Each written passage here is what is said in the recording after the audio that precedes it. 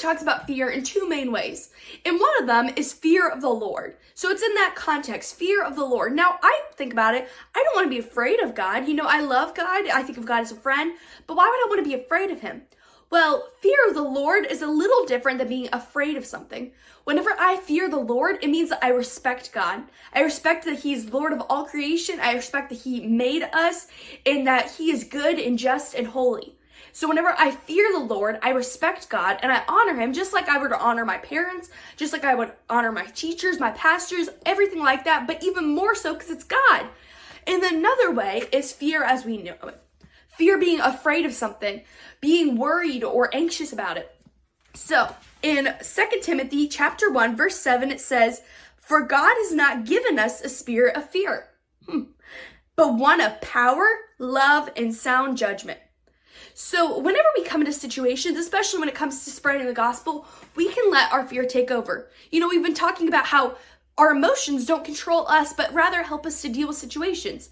There's healthy fear in the sense that, okay, God has given us fear, so then if we are, doing a decision that we probably shouldn't do, like maybe taking a big jump off of a rock, or we're running across the room and we're not supposed to be running then, it's okay to be afraid. And God gives us that fear to help keep us safe. But he also doesn't want us to be afraid to share the gospel and to do things that he's calling us to do. And he didn't give us a spirit of fear. There's like your physical fear, where your body gets afraid for doing things that are physical, as in like I said, keeping us safe, keeping our body safe.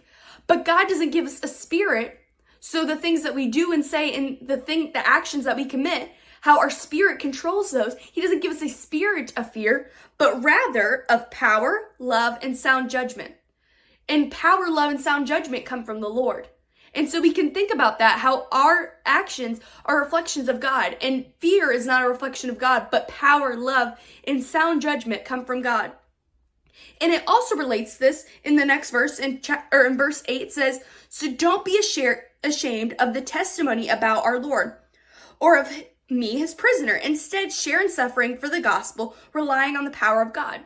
So this is Paul talking. Paul's thrown in prison because of his faith. He was not ashamed of his testimony, and we shouldn't be ashamed of our testimony and being able to share the gospel with others. Paul was so unashamed and so unafraid that he was okay with being in prison because of his faith. And if we have faith like that, we can do amazing things for God. So I hope that you remember that God does not give us a spirit of fear in everything that you do, that you'll be able to share the gospel without being afraid. And I hope you get the chance to read more about what God says about fear in the Bible. Don't forget to like and subscribe. Bye.